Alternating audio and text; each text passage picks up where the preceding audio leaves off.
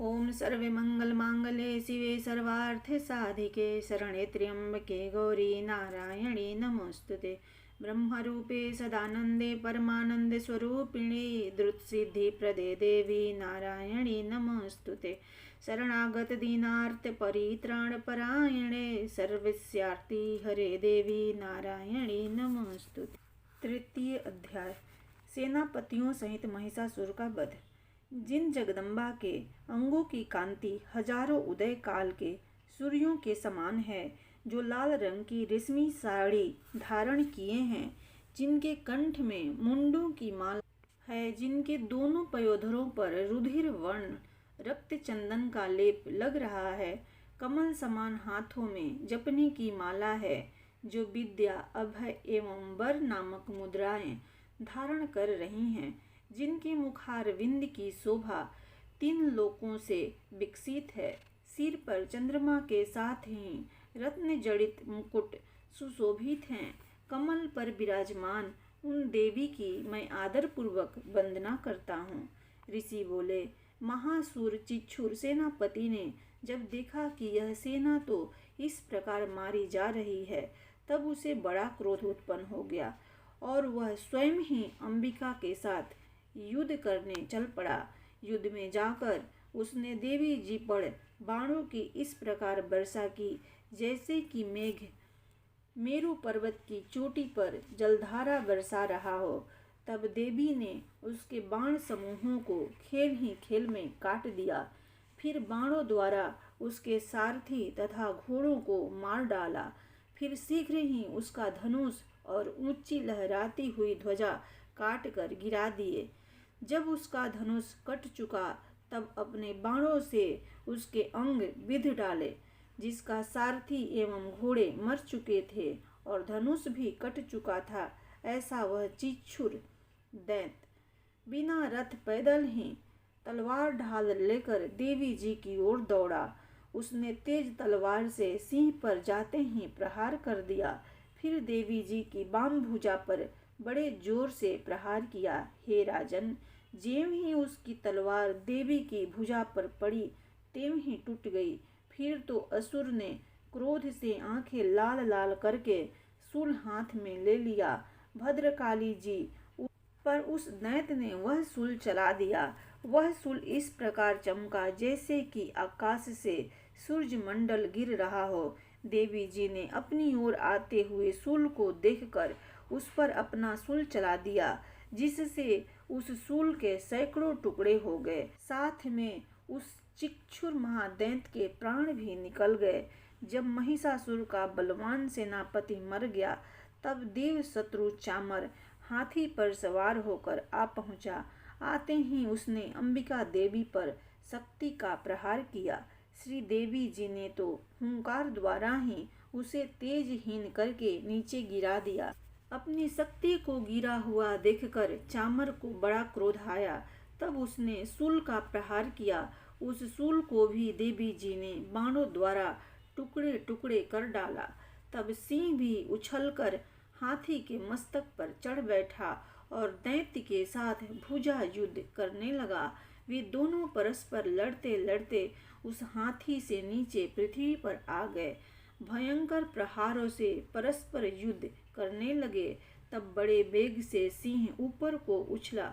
ऊपर आकाश से नीचे की ओर गिरते हुए पंजों के प्रहार से दैत्य चामर का सिर धड़ से पृथक कर डाला।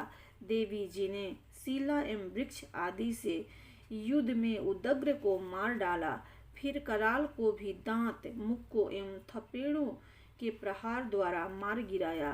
क्रोध से परिपूर्ण देवी ने गदा की चोटों से उद्धत का चूरा कर दिया। भिंदी पाल शस्त्र द्वारा वास्कल तथा बाणों द्वारा अंधक एवं ताम्र को यमधाम भेज दिया। 3 नेत्र धारणी परमेश्वरी ने उग्रासय, उग्रवीर्ज, महाहनु नामक दैत्यों को त्रिशूल द्वारा मार दिया। तलवार से बिडाल का सिर धड़ से अलग कर दिया। दुर्धर, दुर्मुख इन दोनों को बाणों द्वारा यमपुरी में पहुंचा दिया। इस प्रकार अपनी सेना का नाश होता देखकर भैंसे का रूप बनाकर महिषासुर उन गणों को डराने लगा। उसने कुछ एक गणों को अपने थुथुनों से प्रहार किया, दूसरों पर खुरों से प्रहार करने लगा। किन्हीं किन्हीं को पूंछ से ताड़ना दी एवं दूसरों को सींगों से फाड़ा। कुछ एक को बेग द्वारा, दूसरों को सिंह नाद द्वारा, अन्यों को घूमने से और श्वास वायु द्वारा पृथ्वी पर गिरा दिया। इस प्रकार गण सेना को गिरा कर वह महिष सिंह की ओर झपटा। ज्यों ही वह सिंह को मारने लगा तब जगदम्बा को बड़ा क्रोध उत्पन्न हुआ।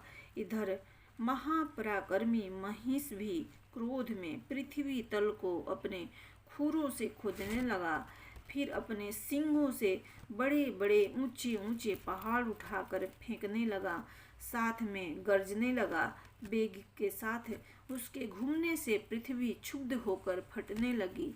उसने पूंछ से समुद्र पर प्रहार किया, जिससे क्षुब्ध होकर समुद्र पृथ्वी को चारों ओर से डुबाने लगा। चलायमान होते हुए सिंहों के द्वारा छिन्न भिन्न होकर बादल फट गए। उसके श्वासों की कठोर वायु से उड़ते हुए सैकड़ों पर्वत आकाश से गिरने लगे। इस प्रकार क्रोधपूर्ण उस महादैत्य को अपनी ओर आता देखकर चंडिका उसे मारने के लिए क्रोध में भर गई। कुपित चंडिका ने उसकी ओर पास फेंका, उसके द्वारा दैत्य को बांध लिया। तब तो महायुद्ध में फंसे हुए उस दैत्य ने अपना महिष भैंसे का रूप त्याग दिया। वह झटपट सिंह के रूप में आ गया। ज्यों ही चंडिका उसका सिर काटने लगी तो वह तलवार हाथ में लिए पुरुष दिखाई देने लगा। तब शीघ्रता से तलवार ढाल वाले उस पुरुष को अपने बाणों से देवी ने विंध डाला। तब वह एक बड़ा हाथी बन गया और अपनी सूंड से उस महान सिंह को खींचकर गरजने लगा। उसके खींचते समय अपनी खड्ग द्वारा देवी ने उसकी सूंड को काट दिया। तब वह महादैत्य भैंसे के रूप में आ गया और इसी प्रकार फिर चराचर त्रिलोकी को सताने लगा। उस समय जगत माता चंडिका क्रोध में आकर उत्तम मधुपान करने लगी और लाल नेत्र करके हंसने लगी। वह दैत्य भी बल पराक्रम के मद में उन्मत्त होकर गरजने लगा। अपने सिंहों से उठाकर पहाड़ देवी की ओर फेंकने लगा। देवी जी ने भी अपने बाणों के समूह से उसके फेंके हुए पर्वतों को चूर चूर कर दिया। तब मधुपान के मद के कारण लाल मुख वाली चंडिका जी ने कुछ अस्त व्यस्त शब्दों में कहा। देवी जी बोली, हे मूढ़, जब तक कि मैं मधुपान करूं तब तक तू क्षण भर के लिए गर्ज ले। मेरे द्वारा संग्राम भूमि में तेरा वध हो जाने पर शीघ्र ही देवता भी गर्जने लगेंगे। ऋषि बोले। इस प्रकार कहकर देवी जी उड़कर उस महादैत्य पर चढ़ गई। पांव से दबाकर दैत्य के कंठ पर त्रिशूल से आघात किया। देवी जी के पांव से दबे हुए उस दैत्य ने अपने मुख से बाहर निकलने का प्रयत्न दूसरे रूप से किया। अभी आधा निकला था कि देवी जी ने अपने पराक्रम द्वारा वहीं रोक दिया। आधा निकलकर भी उस दैत्य ने युद्ध करना आरंभ किया। तब देवी जी ने अपनी तलवार से उसका सिर काट कर नीचे गिरा दिया। दैत्य सेना हाहाकार करने लगी। तब उस सारी सेना को भी देवी जी ने नष्ट कर दिया। सभी देवता अत्यंत प्रसन्न हुए। दिव्य महर्षियों के साथ देवता लोगों ने उन देवी की स्तुतियां की। गंधर्व राज गायन करने लगे, अप्सराएं नाचने लगी। प्रेम से बोलो माता दुर्गा की जय।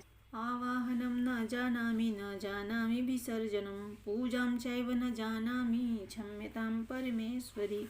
मंत्रहीनं क्रियाहीनं भक्तिहीनं सुरेश्वरी। यत् पूजितं मया देवी परिपूर्णं तदस्तु मे। ओम देहि सौभाग्यमारोग्यं देहि मे परमं सुखं रूपं देहि जयं देहि यशो देहि दिशो जय। प्रेम से बोलो माता दुर्गा की जय।